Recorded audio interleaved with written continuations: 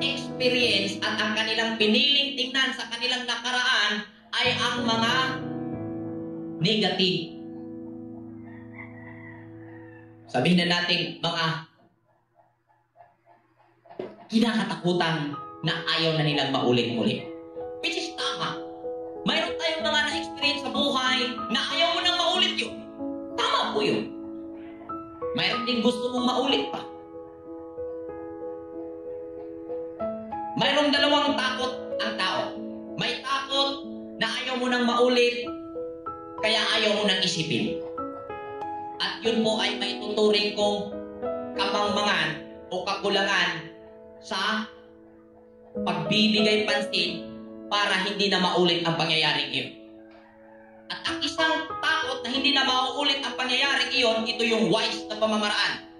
Iyong usisahin, iyong siyasatin, iyong isipin bakit nangyari sa iyo iyon.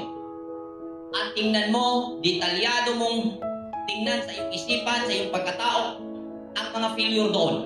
At iyong i-fix, iyong itatama. Amen po ba? At iyon ay wais na pamamaraan na takot. At ang takot na gamit mo ng gusto. Amen po ba? Ang takot ay tama.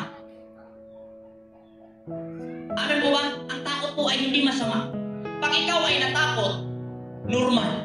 Dahil yan ay pakiramdam natin na inilagay ng Elohim. Ang masama, kung natakot ka, takot hindi mo inalam yung kinakatakutan mo. Kaya ang sabi, huwag kang matakot. Hindi ibig sabihin wala ang takot. Hindi masasabi ng Misaya na huwag kang matakot kung hindi nakikita ang takot dyan sa ating kalooban. Amen po ba?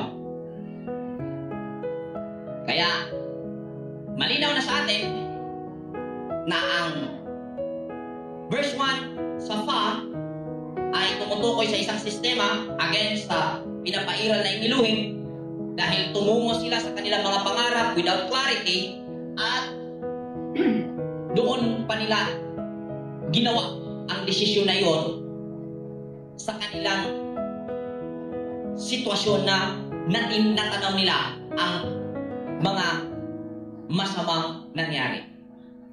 Ma-connect natin ito mamaya.